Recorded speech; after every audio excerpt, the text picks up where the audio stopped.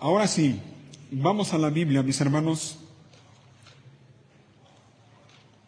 Busquen allí, por favor, en sus Biblias, el libro de los Hechos de los Apóstoles. Hace 2 semanas comenzamos con el estudio de este libro, esta porción de la Escritura. Les recuerdo que la intención es que veamos varios mensajes basados en este libro de Hechos de los Apóstoles. No sé todavía si lo veamos completo, todavía no lo sé, pero sí me interesa que veamos algunas cosas, sobre todo en los primeros capítulos, ¿ok? Y hoy vamos a continuar entonces con la lectura y la meditación de esta porción de la Escritura, ¿sale? Permítanme leer allí en el capítulo 1, versículo 1.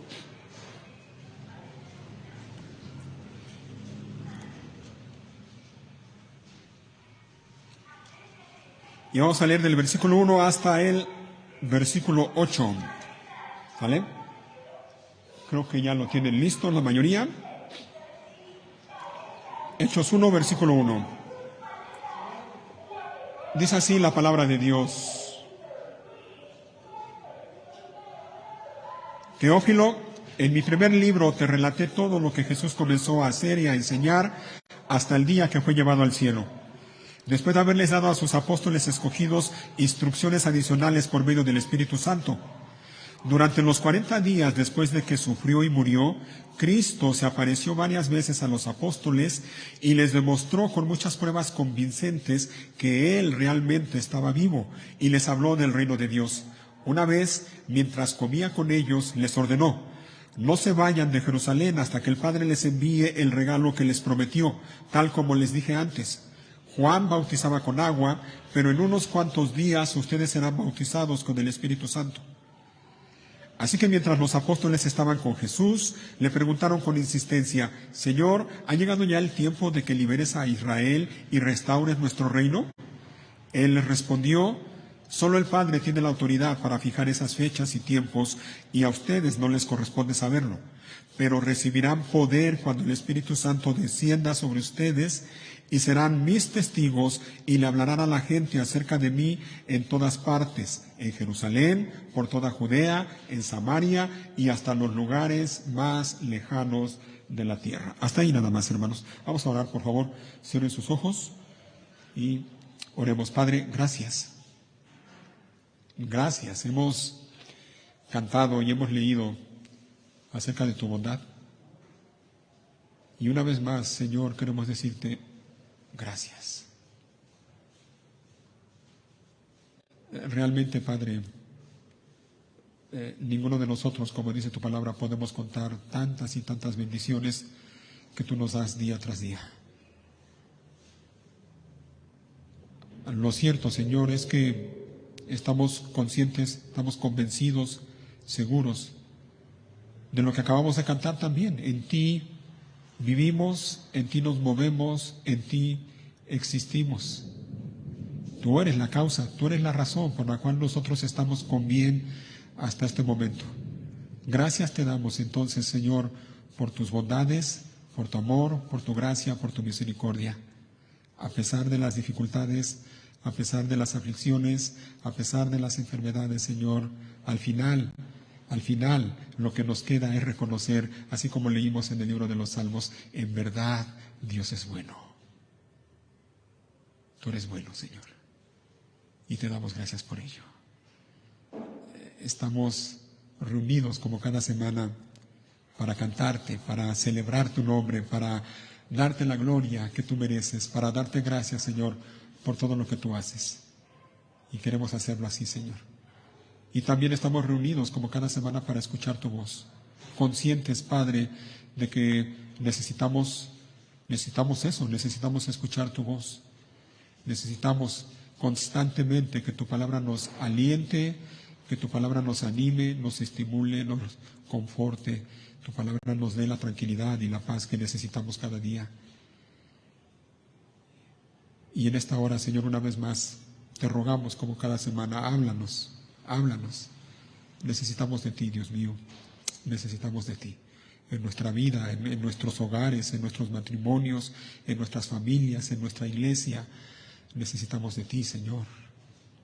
Y tú que conoces el corazón de cada uno de nosotros, solo tú tienes palabras de vida eterna, solo tú tienes palabras que son esa agua viva de la que habla tu palabra, que sacia la sed de nuestra alma.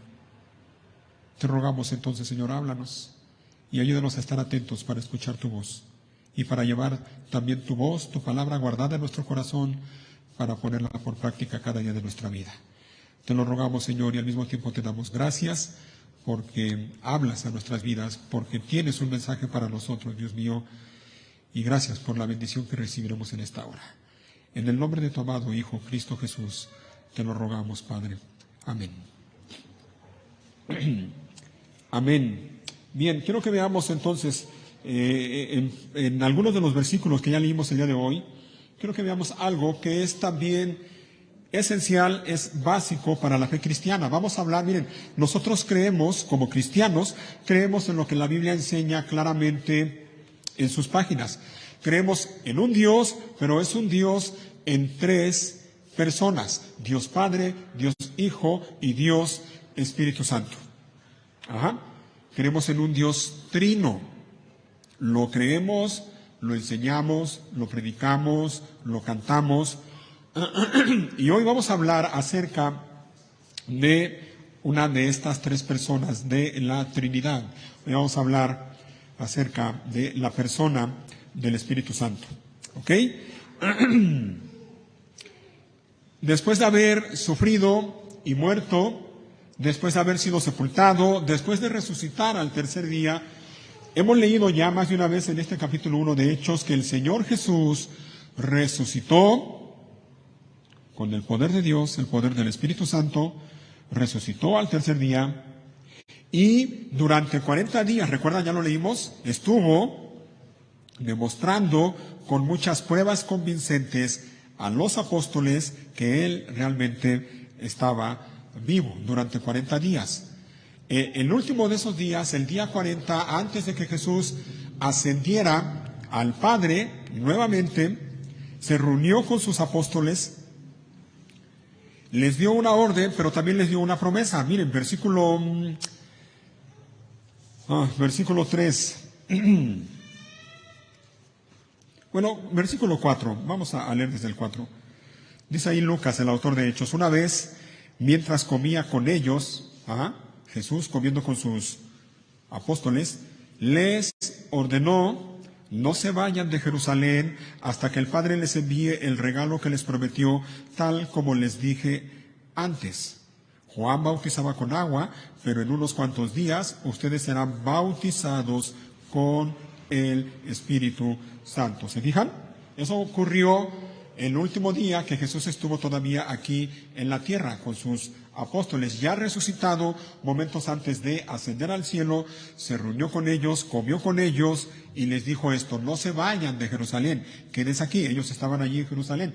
No se vayan de aquí, quédense hasta que reciban la promesa del Padre. Y personalmente me gusta cómo lo traduce aquí la Nueva Traducción Viviente que estamos usando. Les dice: hasta que el Padre les envíe el regalo que les prometió. ¿Te digas? El regalo que les prometió. Entonces, la orden fue esa: no se vayan de Jerusalén, aquí quédense. Y luego entonces les menciona la promesa: no se vayan de Jerusalén hasta que el Padre les envíe el regalo que les prometió. ¿Cuál regalo? ¿Cuál promesa? Bueno, la respuesta está en el versículo 5. Juan bautizaba con agua, pero en unos cuantos días ustedes serán bautizados con el Espíritu Santo. Ahí está la promesa. Él es el regalo. El Espíritu Santo es el regalo del que Jesús les menciona. Es ese regalo que ya el Padre les había prometido y de lo cual Jesús les había hablado antes. Si ustedes, al ratito vamos a ver Juan capítulo 14, si ustedes lo leen con calma se van a dar cuenta cómo Jesús les habla a los discípulos y les dice precisamente eso: yo me voy, pero les voy a enviar a otro consolador. ¿Ok? Entonces ya Jesús les había hablado de eso. El Espíritu Santo, entonces, es ese regalo, es esa promesa que el Padre les había prometido. Jesús les dice, va a venir de manera especial, de una manera como nunca antes la han experimentado ustedes. El Espíritu Santo vendrá dentro de pocos días y ustedes serán bautizados con Él, con el Espíritu Santo. Ahora, vamos por partes y déjenme hacer algunas preguntas. ¿Qué significa eso? El hecho de que Jesús les dijo, espérense aquí hasta que venga, hasta que se cumpla la promesa del Espíritu Santo. En otras palabras les dice, espérense aquí hasta que sea enviado el Espíritu Santo. ¿Significa eso que el Espíritu Santo no estaba con ellos? ¿Qué creen? ¿Significa que hasta ese entonces el Espíritu Santo, hasta ese día, no estaba con ellos? No es así. Lo cierto es que sí, el Espíritu Santo estaba con ellos. Ya estaba con ellos. ¿Quieren un ejemplo? Miren, ¿recuerdan allá en Mateo 16, si no mal recuerdo? Cuando Jesús le pregunta a sus discípulos, ¿quién dice la gente que soy? ¿Recuerdan? Y ya algunos dijeron, bueno, unos dicen que eres Juan el Bautista, otros dicen que eres Elías, o alguno de los profetas. Y Jesús les pregunta nuevamente, ¿y ustedes quién dicen que soy? Y entonces inmediatamente vemos a Pedro, el apóstol, diciendo, tú eres el Cristo, el Hijo del Dios viviente. ¿Y qué le dijo Jesús inmediatamente a Pedro después de esa declaración? Bienaventurado eres, Simón, hijo de Jonás. ¿Por qué? Porque esto no te lo reveló carne ni sangre, sino mi Padre que está en el cielo. Dios el Padre, por medio del Espíritu Santo, le reveló eso a Pedro. Pedro pudo hacer esa declaración porque el Espíritu Santo se lo reveló. Así que el Espíritu Santo estaba ya con ellos, con ellos. Lo que Jesús estaba diciendo es que dentro de no muchos días, el Espíritu Santo iba a venir sobre ellos de una manera especial. Y les dice entonces en el versículo 5, ustedes serán bautizados con el Espíritu Santo. Y viene entonces otra pregunta, ¿y eso qué significa? ¿Qué significa ser bautizado con el Espíritu Santo? Bueno, déjenme repetirlo una vez más, dicho en palabras simples, significa que el Espíritu Santo iba a venir sobre ellos de manera especial. El Espíritu Santo iba a venir no nada más sobre los apóstoles, sino, si ustedes leen más adelante, se van a dar cuenta que de hecho vino sobre todos los creyentes que estaban reunidos allá en un lugar alto, en el día de Pentecostés. El Espíritu Santo iba a venir entonces como nunca antes lo había venido hasta ese día.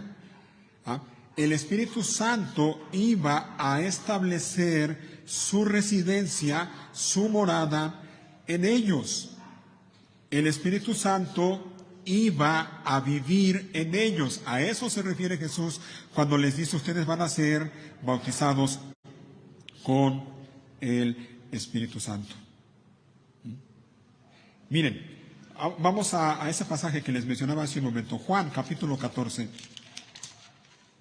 Busquen el Evangelio de Juan, que de hecho está antes de Hechos. Antes de Hechos está Juan. Juan 14, versículo 15.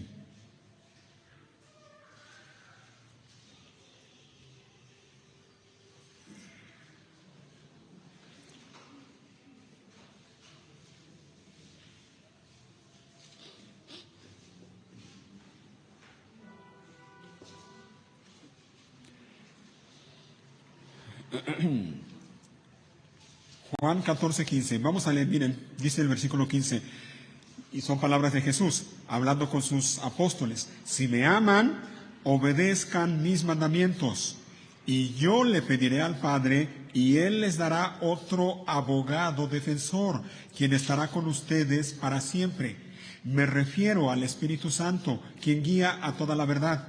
El mundo no puede recibirlo porque no lo busca ni lo reconoce, pero ustedes sí lo conocen porque ahora miren, pongan atención en esto, miren, porque ahora Él vive con ustedes y después estará en ustedes. ¿Nota la diferencia? Lo que le dice Jesús. Primero les dice, ahora Él, el Espíritu Santo, vive con ustedes. Y enseguida les dice, y después estará en ustedes. ¿Notan esas dos preposiciones? Con y en. Hasta ahora dice, el Espíritu Santo está con ustedes, pero después estará en ustedes. El Espíritu Santo, entonces, repito, iba a vivir en ellos. El Espíritu Santo iba a establecer su residencia en ellos. Déjenme seguir leyendo allí. Bueno, vamos a leer el versículo 26 también. Versículo 26. Sin embargo, cuando el Padre envíe al abogado defensor como mi representante, es decir, al Espíritu Santo, Él les enseñará todo y les recordará cada cosa que les he dicho. ¿Se fijan?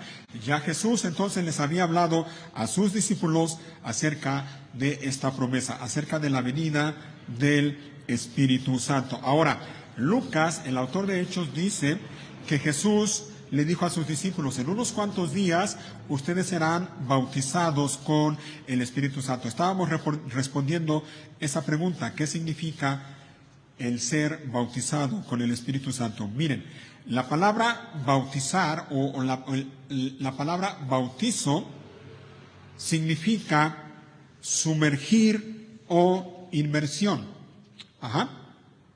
Sumergir o inmersión. Eso es algo que nos distingue, por ejemplo, a nosotros que somos bautistas de otras denominaciones que bautizan a los creyentes, pero no lo hacen de esta manera.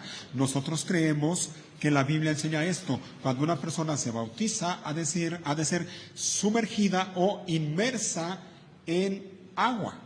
Eso tiene un simbolismo que ahorita no lo vamos a mencionar por cuestión de tiempo. ¿Ok? Pero la palabra bautizar significa eso, sumergir, inmersión. ¿Ok? Ahora miren, ser bautizado con el Espíritu Santo significa ser inmerso en algo. ¿Ok? Dicho de otra manera, ser bautizado por el Espíritu Santo significa ser colocado en algo. La pregunta es, ¿en qué? Es el Espíritu Santo el que nos coloca, el que nos ya se me trabó la lengua, que nos sumerge, para no trabarme, en algo. ¿En qué? En el cuerpo de Cristo. Es el Espíritu Santo el que nos coloca en el cuerpo de Cristo. Ahora, vamos por partes. Quiero que con la ayuda de Dios esto nos quede bien claro. ¿Ok?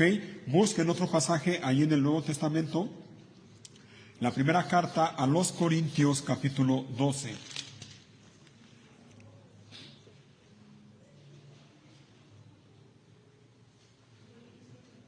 Primera de Corintios, capítulo 12. Y versículo 13, 12, 13. ¿Ok? Estas son palabras del apóstol Pablo hablando a la iglesia en Corinto. Vean cómo dice en el versículo 13. Entre nosotros hay algunos que son judíos y otros que son gentiles. Algunos son esclavos y otros son libres. Pero todos, oigan, aquí viene, pero todos fuimos, ¿te fijan? Bautizados en un solo cuerpo por un mismo espíritu, y todos compartimos el mismo espíritu. ¿Se fijan? Otra vez aquí la Biblia menciona el bautismo del Espíritu Santo. Dice el apóstol Pablo, todos, sean judíos o gentiles, todos fuimos bautizados en un solo cuerpo por un mismo espíritu. Si se fijan, la palabra espíritu está con mayúscula, refiriéndose obviamente al Espíritu Santo. Y otra vez repite, y todos compartimos el mismo espíritu. Así que el bautismo del Espíritu Santo significa eso, que el Espíritu Santo nos coloca dentro del cuerpo de Cristo. ¿Y qué es el cuerpo de Cristo? Vamos a ver otro pasaje. Efesios, por favor, capítulo 5. Efesios, capítulo 5 y versículo 21.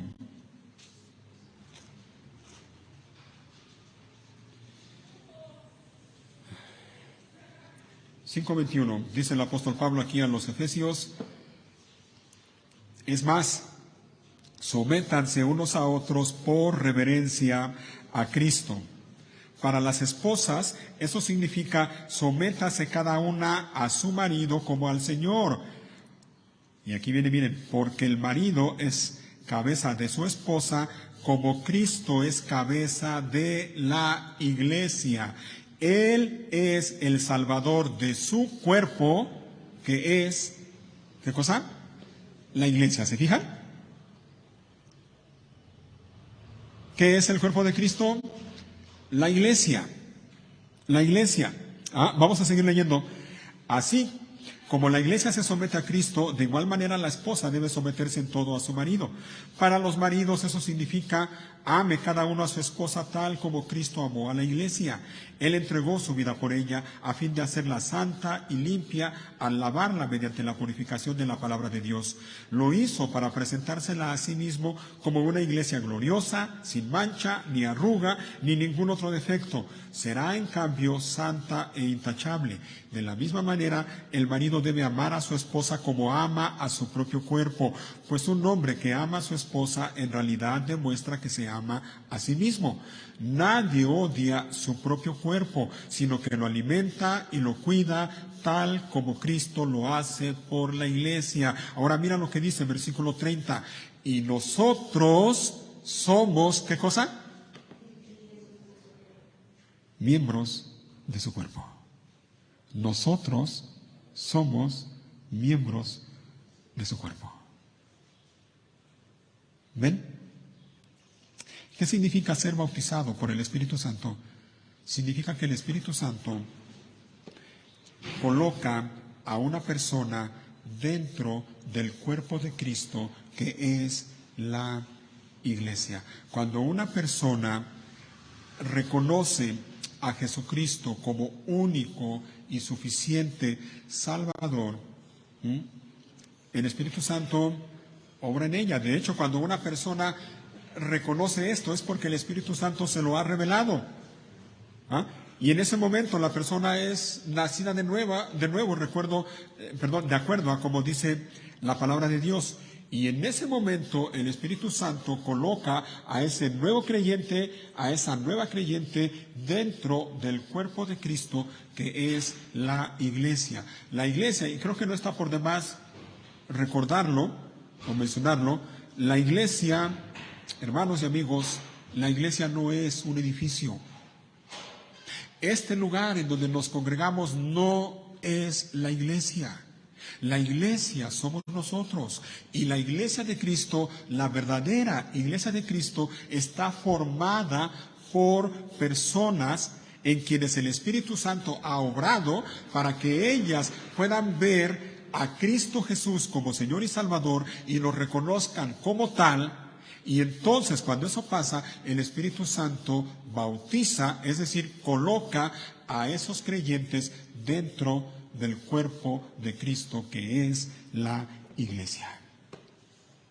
Por eso es que nosotros, por ejemplo, nuestra iglesia, a la hora de celebrar la Cena del Señor, tenemos ciertas reglas. Creemos y entendemos con la Biblia que la Cena del Señor es una ordenanza únicamente para los verdaderos creyentes, para aquellos que son miembros del cuerpo de Cristo, de la iglesia. Por eso es que tenemos nosotros esa regla. Y por eso también es que no a todos, y esto se los encargo por favor, no a todos los que vienen aquí a este lugar, aunque vengan regularmente, pero si su vida no da evidencias de haber nacido de nuevo, no les decimos hermanos, porque no lo son, con todo respeto, no lo son, no son parte del cuerpo de Cristo. Los tratamos bien, los recibimos bien, a nadie le negamos la entrada. Pero tenemos que tener cuidado, hermanos de la iglesia, de no llamarle hermano a cualquiera que venga, hasta que su vida no demuestras de que verdaderamente el Espíritu Santo está obrando en ellos.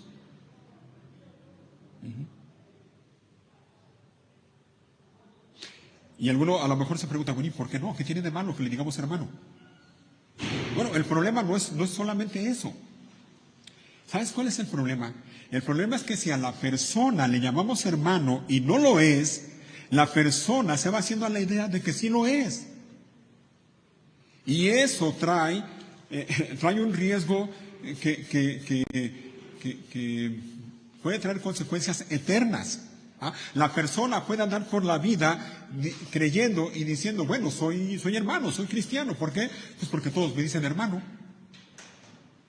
Pero si en realidad no se ha arrepentido, si en realidad no ha nacido de nuevo, ¿sabes cuál es el riesgo? Que va a llegar el día en que esa persona muera y vaya a la presencia del Señor, y si no está en Cristo, esa persona va a pasar la eternidad en el infierno.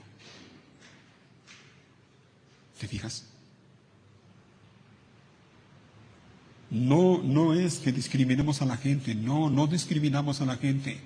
Lo hacemos por el bien de la gente. Y si vemos que una persona no ha nacido de nuevo, no da evidencias de haber nacido de nuevo, no le digamos hermanos por el bien de él o de ella, no le digamos hermano. Y lo que le podemos decir es, arrepiéntete. Arrepiéntete. Y ven a Cristo en arrepentimiento y fe.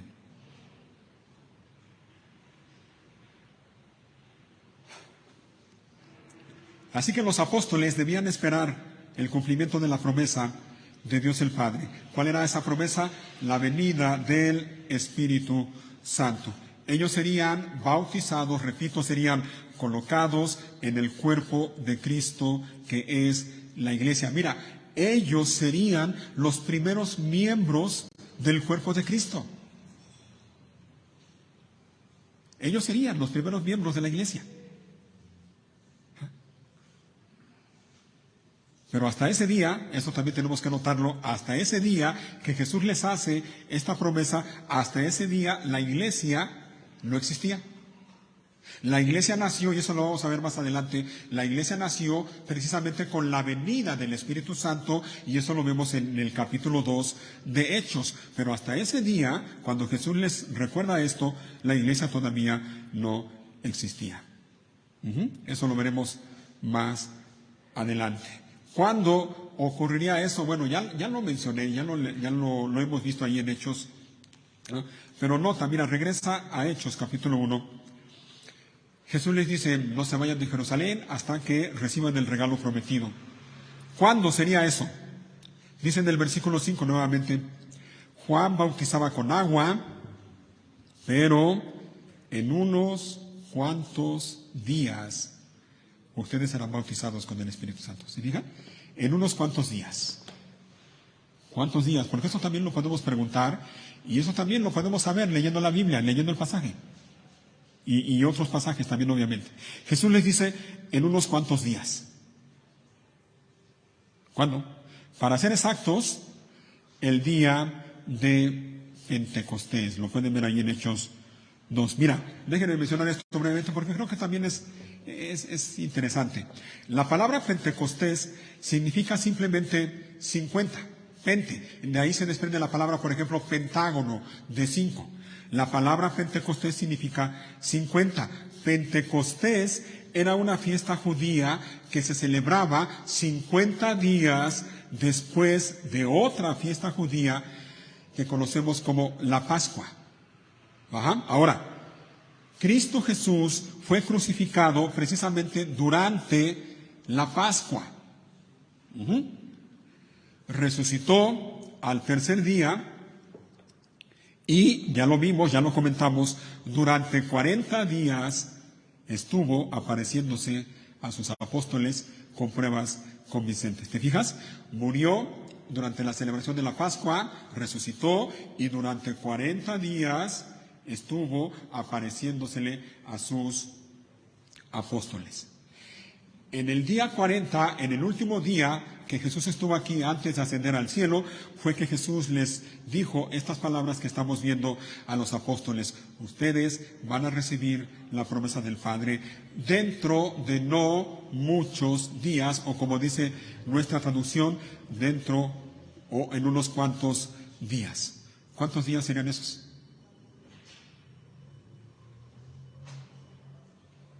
El Espíritu Santo vino en Pentecostés, ¿recuerdas?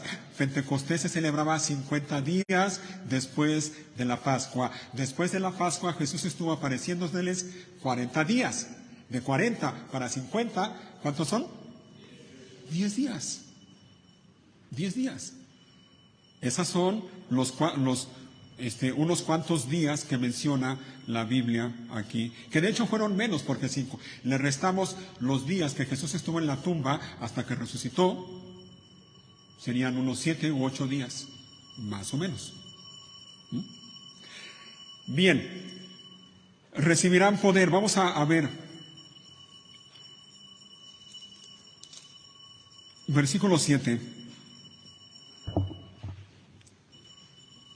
Miren, los judíos, no nada más los apóstoles, sino los judíos en general, ellos sabían que la venida del Espíritu Santo estaba relacionada con el establecimiento del reino de Dios. Por eso es que dice el versículo 6, así que mientras los apóstoles estaban con Jesús, le preguntaron con insistencia, Señor, ¿ha llegado ya el tiempo de que liberes a Israel y restaures nuestro reino?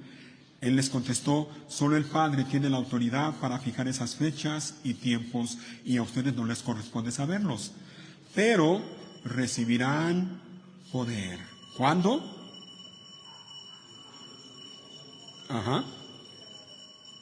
Cuando el Espíritu Santo descienda sobre ustedes. ¿Te fijas? Recibirán poder cuando el Espíritu Santo descienda sobre ustedes. Quiero que notemos esto. El Señor Jesús no les dice, ustedes busquen en su interior el poder que hay en ustedes para que sean mis testigos. ¿Verdad que no les dice así? Y es lamentable, pero eso es lo que le enseñan a mucha gente en muchos lugares. Descubre el poder que hay en ti, dicen en muchos lugares. Jesús no les dice eso. Jesús no les dijo, ustedes no les dijo, busquen ese poder que hay dentro de ustedes. No les dijo eso porque ellos no lo tenían. No lo tenían. Y óyelo bien, ni tú ni yo lo tenemos. No lo tenemos.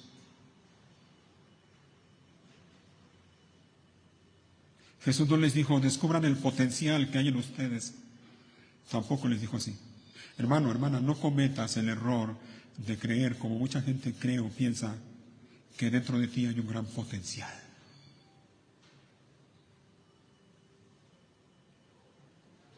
¿Sabes qué es lo que hay en nosotros? Lo que hay en nosotros es debilidad. Lo que hay en nosotros es incapacidad. Lo que hay en nosotros es torpeza.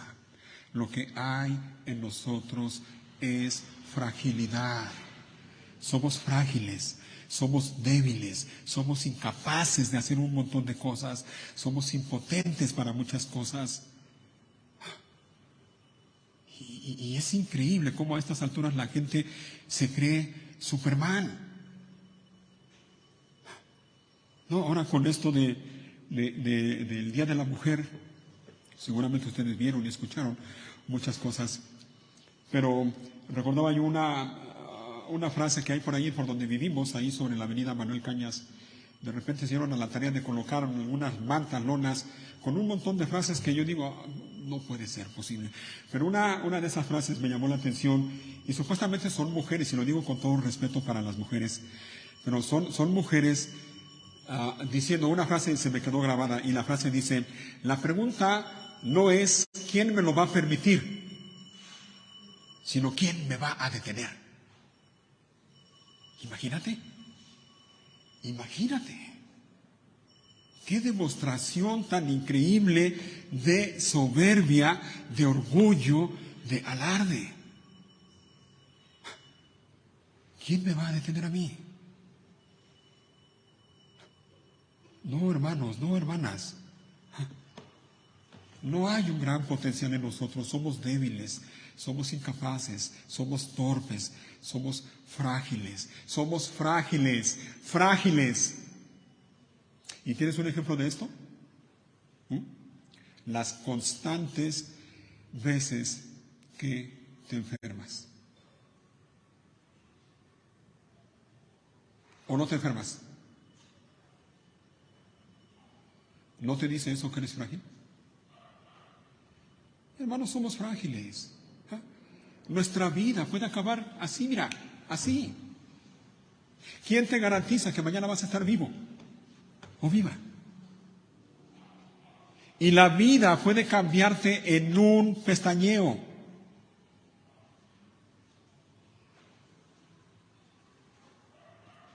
Comentábamos eso con mis hermanos y con mi mamá también ahora que pasó esto. Cómo la vida cambia en un instante. En un instante. No somos fuertes. No somos fuertes y haremos bien en recordarlo constantemente. Somos débiles, somos incapaces, somos torpes, somos frágiles. No, no es con nuestra fuerza, no es con nuestra fuerza, no es con nuestro poder. Y recordando las palabras que la Biblia dice, o más bien que el Señor dice en Zacarías, no es con ejército, no es con fuerza, sino con mi espíritu, dice el Señor, con mi espíritu. Recuerda eso, no somos fuertes, somos débiles. Ahora, otra cosa, Jesús no dice, recibiréis poder cuando la fuerza venga sobre ustedes. ¿Verdad que no dice así?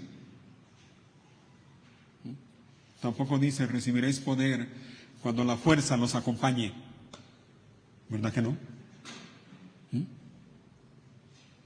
Recibiréis poder cuando el Espíritu Santo venga sobre ustedes. Y esto que nos enseña, que nos recuerda una cosa, óyelo bien, el Espíritu Santo no es una fuerza, el Espíritu Santo no es una energía, el Espíritu Santo no es una emanación, como muchos enseñan o creen que es, no, y 1000 veces no. El Espíritu Santo, óyelo bien, el Espíritu Santo no es algo, el Espíritu Santo es alguien. No es algo, es alguien, es una persona divina, de hecho, la tercera persona de la Trinidad.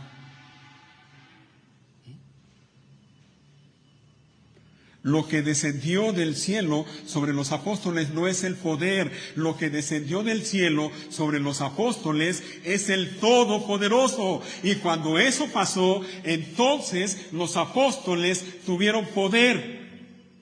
Pero es el Espíritu Santo. Recuerden esto. El Espíritu Santo no es algo, es alguien. El Espíritu Santo no es una fuerza, es una persona. Una persona que oye, que habla, que siente, que se entristece. Ese es el Espíritu Santo. Y si tú eres creyente, Él, el Espíritu Santo, mora dentro de ti. Recibirán poder y serán, dice, versículo 8, serán mis testigos.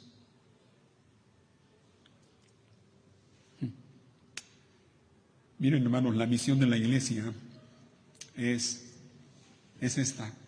La misión de la iglesia es testificar de Cristo. La misión de la iglesia es entregar fielmente un anuncio, un mensaje. ¿Cuál es ese mensaje? El mensaje del Evangelio. Vamos a verlo, mira, vamos a Lucas. Lucas, recuerden, el Evangelio de Lucas lo escribió el mismo autor que escribió el libro de Hechos. Lucas, los últimos versículos del libro de Lucas, Lucas capítulo 24.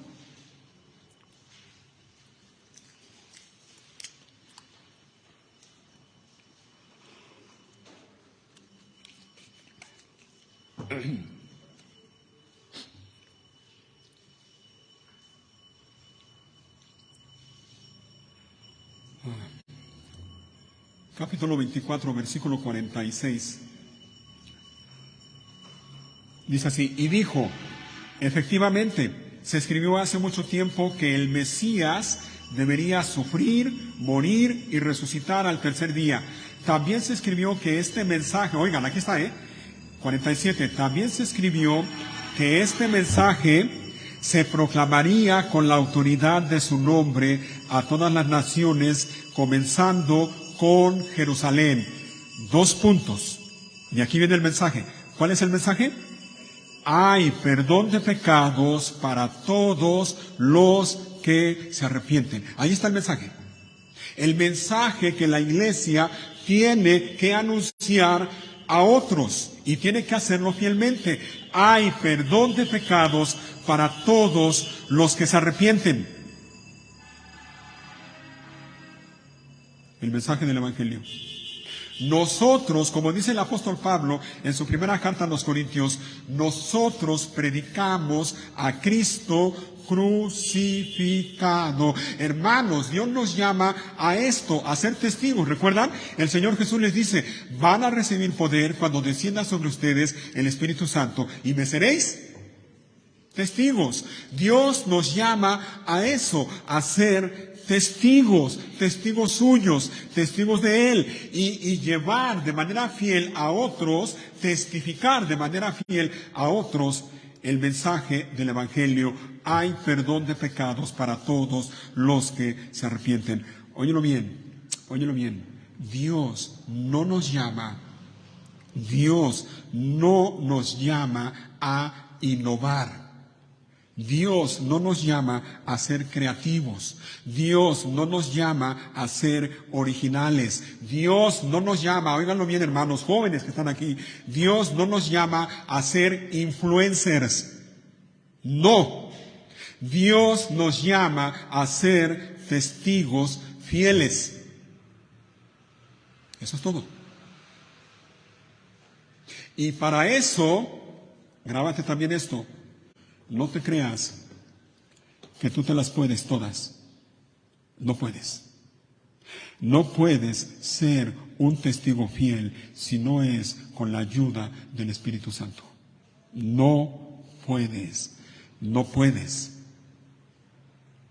Así que Dios nos llama a ser testigos fieles. Y personalmente, mira, a mí me queda claro eso.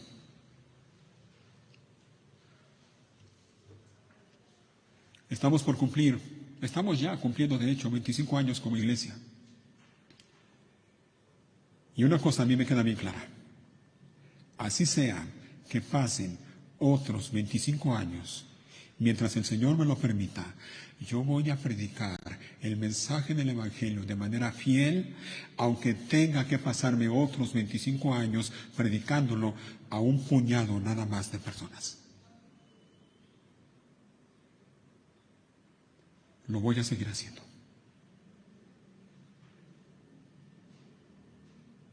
Porque estoy consciente que el Señor no me llama ni a ser creativo,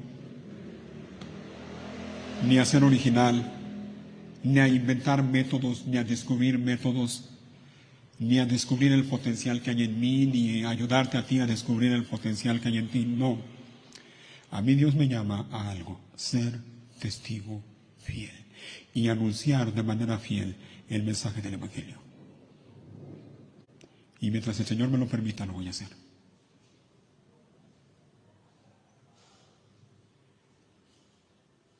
Aunque pasen otros 25 años y haya en este lugar unas cuantas personas.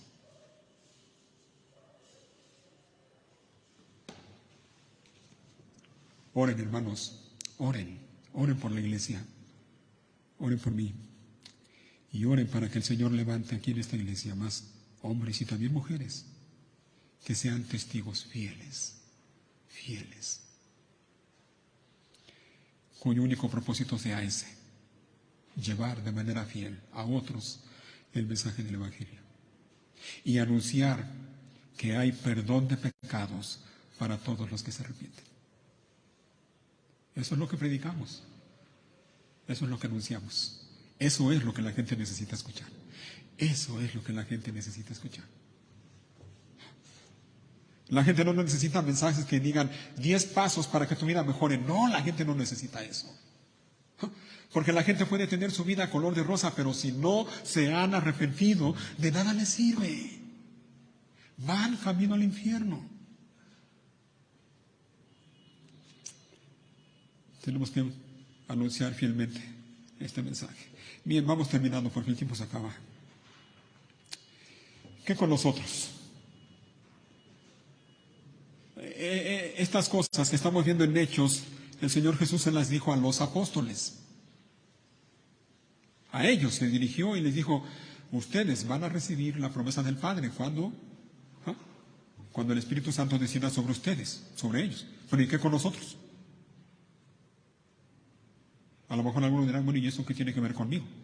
Eso fue para los apóstoles, pero ¿y yo? Vamos ahora a ver, y espero que el tiempo me alcance en los minutos que nos quedan. Busquen por favor rapidito Efesios nuevamente, la carta a los Efesios.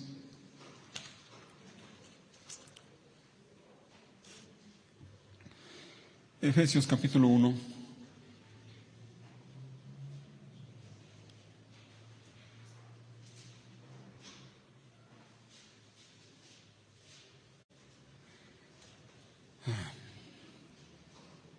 Y versículo 12, 1:12, por favor. Dice el apóstol Pablo,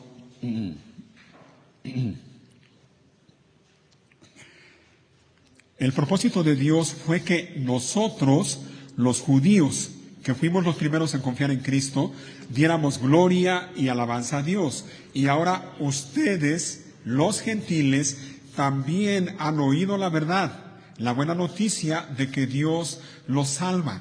Además, cuando creyeron en Cristo, Dios los identificó como suyos al darles, ¿qué cosa?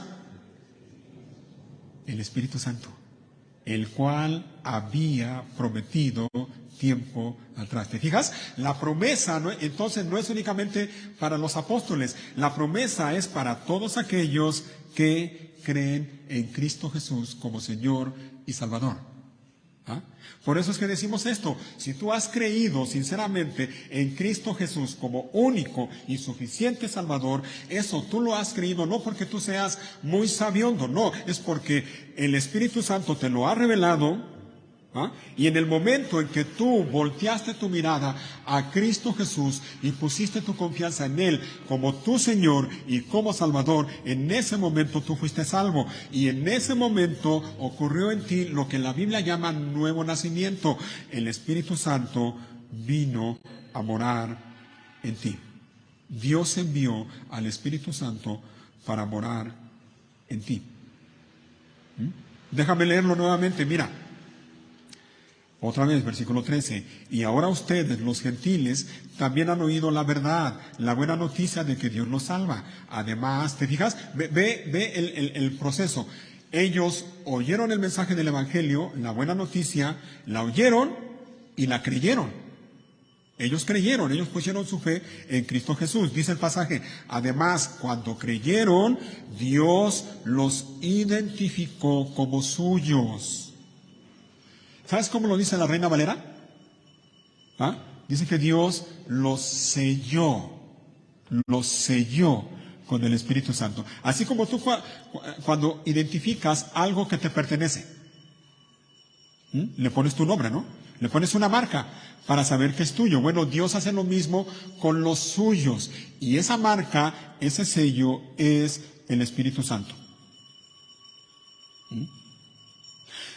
Una evidencia, y ahorita vamos a ver, espero que también me alcance el tiempo, una evidencia de que alguien es hijo de Dios es que el Espíritu Santo guía, controla su vida.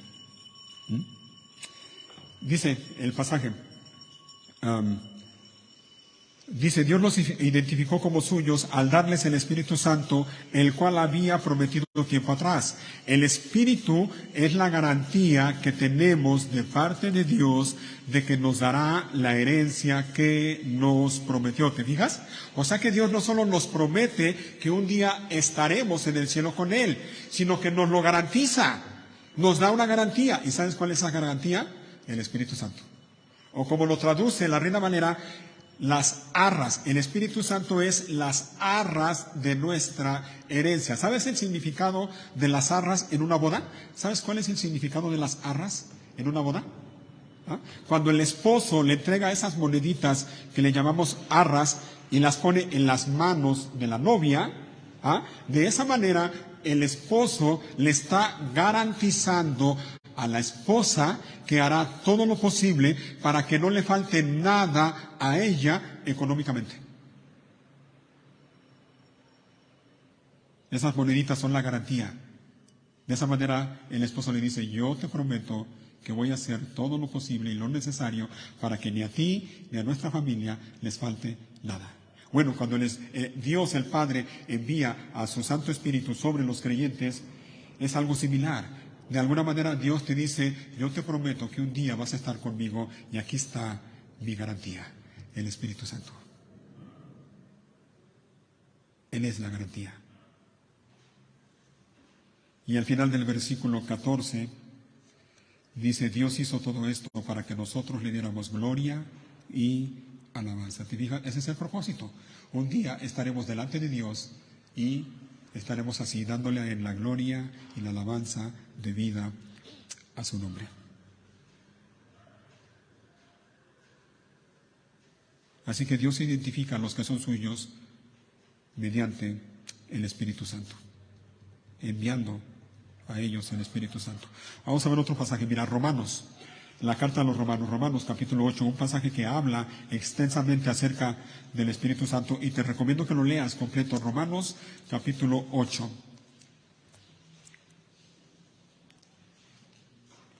Vamos a leer por el momento versículo 9. Versículo 9, Romanos capítulo 8, versículo 9.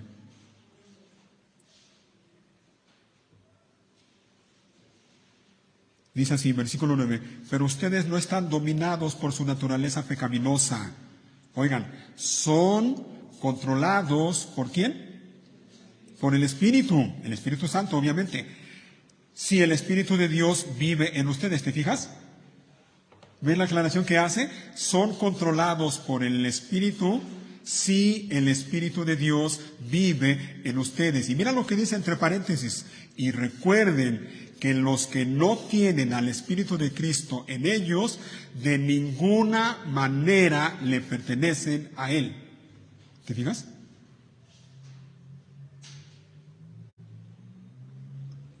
Esta es una marca, es una evidencia de los verdaderos creyentes. Los verdaderos creyentes tienen el Espíritu Santo morando en ellos. Y el Espíritu Santo, como dice este pasaje, los controla, guía, gobierna sus vidas, de manera que, como dice, son controlados por el Espíritu, si el Espíritu de Dios vive en ellos. Esa es una marca, es una característica clara de los verdaderos creyentes. Su vida es guiada por el Espíritu de Dios, el Espíritu Santo. Y si alguno no muestra eso, aunque diga que es cristiano, si su vida no es controlada o guiada por el Espíritu Santo, eso es evidencia de que el Espíritu de Dios no mora en él. Y si no tiene el Espíritu de Cristo o de Dios, de ninguna manera le pertenece a Dios. No lo es, no lo es. Podrá decir con la boca que es, pero su vida demuestra que no lo es, no lo es. ¿Te fijas?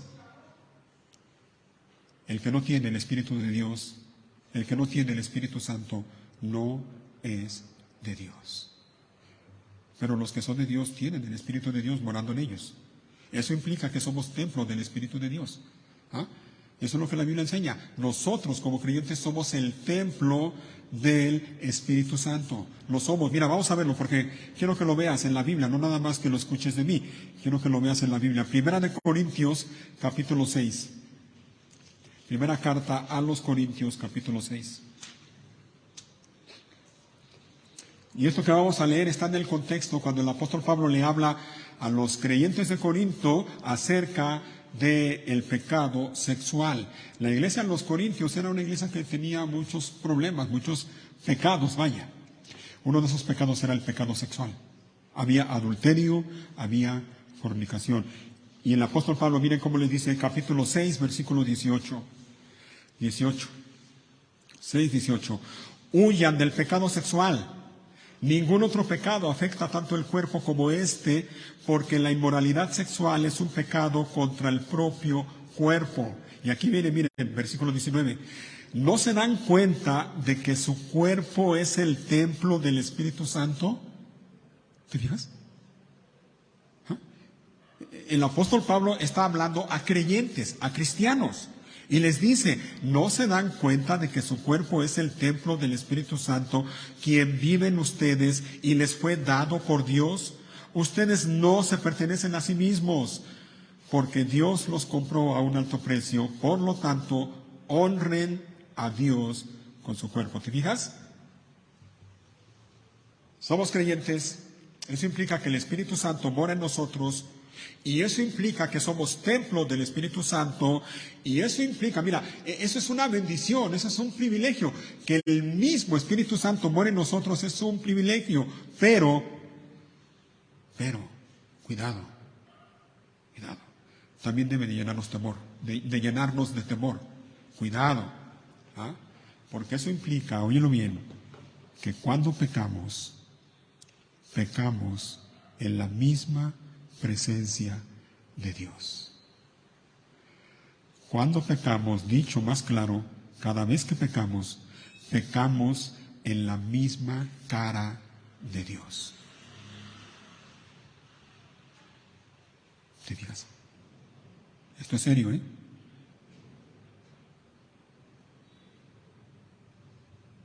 Cuidado con esto.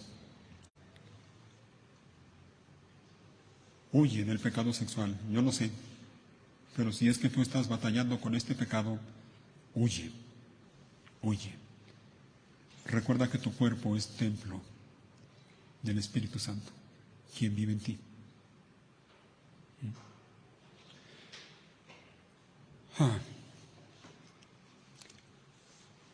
Evidencias de una vida guiada o controlada por el Espíritu Santo, evidencias de que una persona pertenece a Dios, de que es hijo de Dios, de que realmente ha creído en Dios.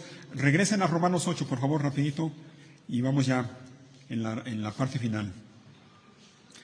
Romanos 8.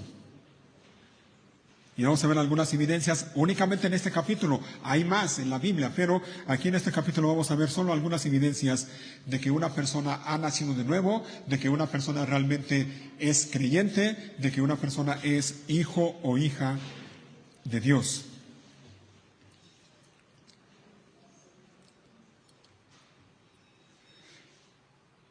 Vamos a leer desde el versículo 1, por favor, versículo 1. Por lo tanto, ya no hay condenación para los que pertenecen a Cristo Jesús.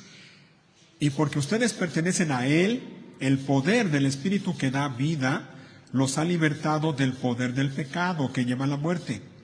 La ley de Moisés no podía salvarnos porque nuestra naturaleza pecaminosa es débil. ¿Te digas? Somos débiles. Así que Dios hizo lo que la ley no podía hacer. Él envió a su propio Hijo en un cuerpo como el que nosotros, los pecadores, tenemos. Y en ese cuerpo, mediante la entrega de su Hijo como sacrificio por nuestros pecados, Dios declaró el fin del dominio que el pecado tenía sobre nosotros. ¿Te fijas? Esto es tremendo.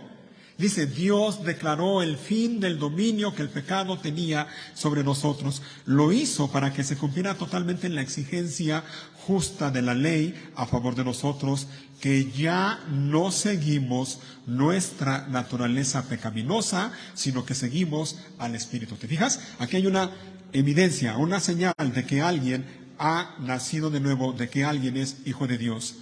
¿Cuál es?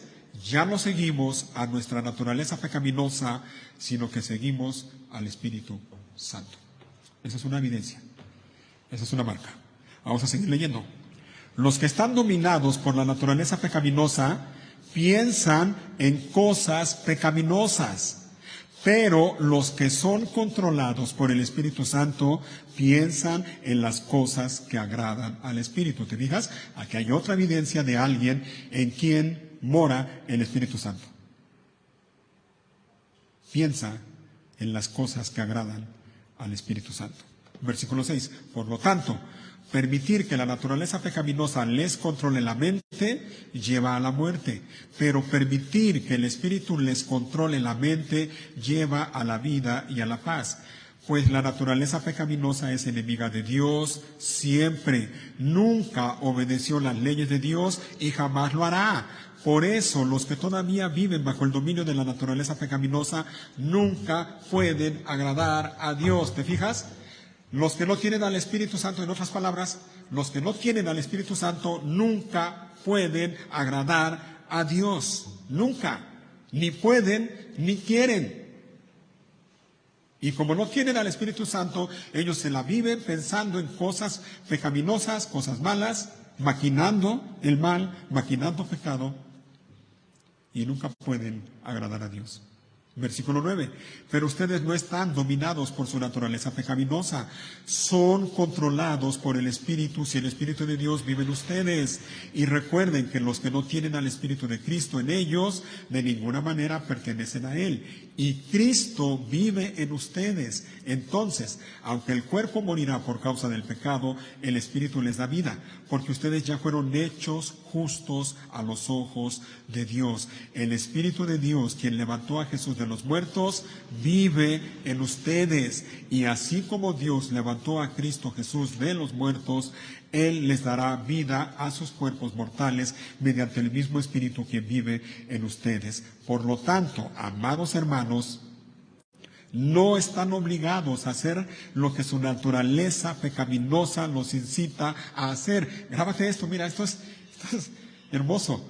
No están obligados a hacer lo que su naturaleza pecaminosa los incita a hacer, pues si viven obedeciéndola, morirán. Pero si mediante el poder del Espíritu hacen morir las acciones de la naturaleza pecaminosa, vivirán. Pues todos los que son guiados por el Espíritu de Dios, ¿son qué? Son hijos de Dios. Y ustedes no han recibido un espíritu que los esclavice al miedo. En cambio, recibieron el Espíritu de Dios cuando Él los adoptó como sus propios hijos. Ahora lo llamamos Abba, Padre, pues su Espíritu se une a nuestro Espíritu para confirmar que somos hijos de Dios. ¿Te fijas? Esta es otra evidencia de aquellos que son verdaderos creyentes, de aquellos en quienes el Espíritu de Dios mora. El Espíritu Santo da evidencia a nuestro espíritu, dice la Reina Valera, de que somos hijos de Dios. ¿Quieres saber si el Espíritu de Dios mora en ti? El Espíritu Santo te va a dar evidencia a ti, solo a ti, de que eres hijo de Dios. El Espíritu Santo va a obrar en tu vida, va a comenzar a obrar en tu vida, a transformar tu vida, de modo que ya no sigas los impulsos de tu naturaleza pecaminosa. De modo que ahora empieces a alejarte del pecado y empieces a buscar las cosas que agradan a Dios. Pero eso lo hace el Espíritu Santo, no lo hace nadie. No lo hago yo, no lo hace la iglesia, no lo hace nadie, lo hace el Espíritu de Dios. Y un día vas a descubrirte reconociendo a Cristo Jesús como Señor y Salvador.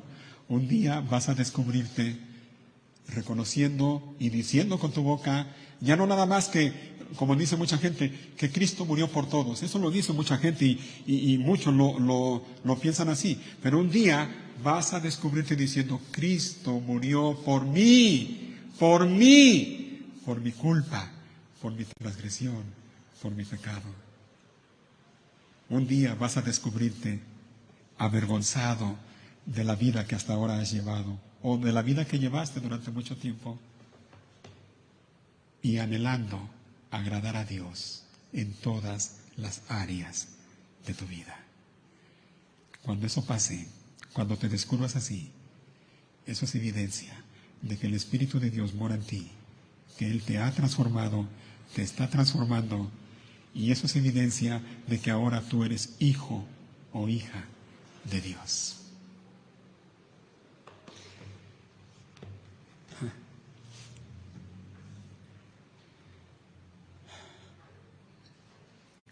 Así que mira,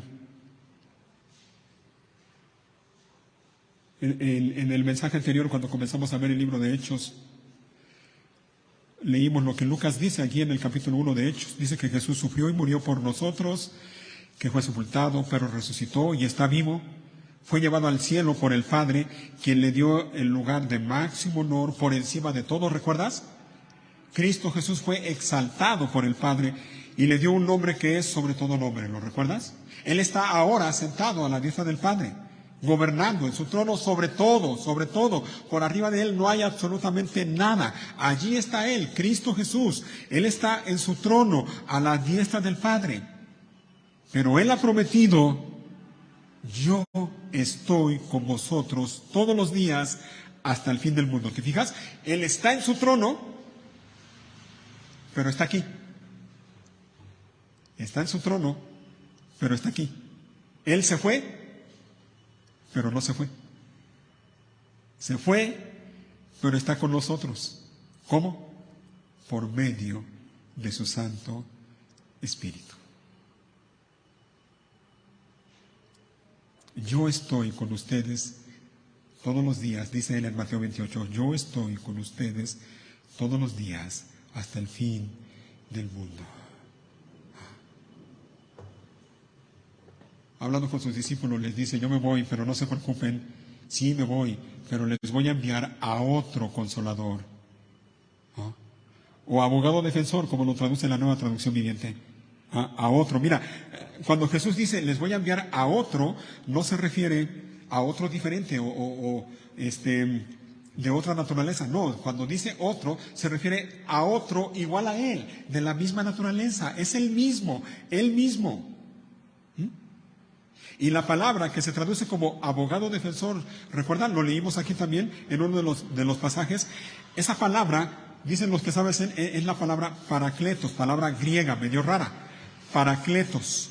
Pero esa palabra también se puede traducir como consolador, alentador, ayudador. El Espíritu Santo es eso, es consolador, es alentador, es ayudador. Esa palabra parakletos se refiere a alguien que ha sido llamado para estar al lado de alguien más, al lado de una persona, para consolarla, alentarla, animarla, sostenerla, fortalecerla, defenderla, en una palabra, para ayudarla. Esa es la función del Espíritu Santo. El Espíritu Santo está con nosotros y en nosotros para eso, y constantemente hace esta obra en nosotros. Nos consuela, nos alienta, nos anima, nos sostiene, nos fortalece, nos defiende. En una palabra, nos ayuda. Es el Señor Jesús el que dijo: no los abandonaré como a huérfanos, vendré a ustedes. Es el Señor Jesús el que dijo: yo estoy con ustedes todos los días hasta el fin del mundo. Es el Señor Jesús el que dijo: no te desampararé ni te dejaré. De manera que podemos decir confiadamente, como dice Hebreos 13:5, el Señor es mi ayudador. El Señor es mi ayudador. Hermanos, Dios está con nosotros. Dios está con nosotros. Dios está contigo. Dios está conmigo. En días buenos, Él está contigo. En días malos, Él está contigo. Si tienes salud, Él está contigo. Si estás enfermo, Él está contigo. Si tu economía está bien, Él está contigo. Si tu economía está mal, Él está contigo. Cuando no tienes problemas, Él está contigo. Cuando tienes problemas, Él está contigo. Ante la pérdida de un ser querido, Él está contigo. Él lo ha prometido y lo está cumpliendo y lo seguirá cumpliendo. Así que podemos decir como el apóstol Pablo, Filipenses 4:13, todo lo puedo en Cristo que me fortalece. Todo lo puedo en Cristo que me fortalece. A Dios sea la gloria. Póngase de pie, por favor.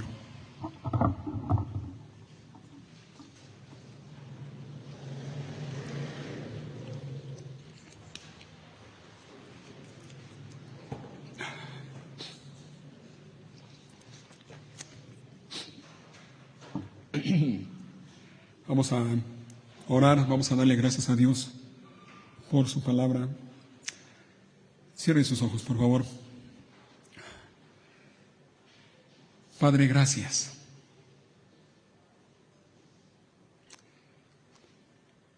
Gracias, Padre, por tu palabra.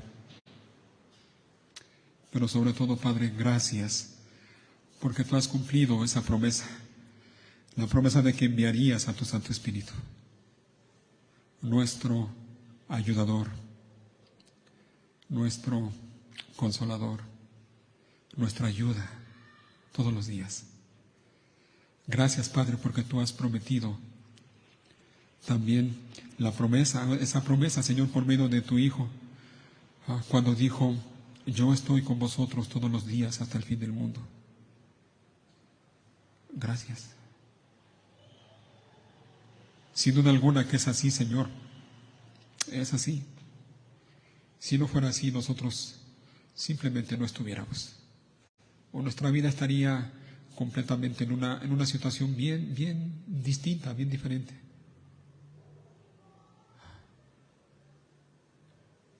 Gracias, Padre, por tu Santo Espíritu que has hecho morar en nosotros.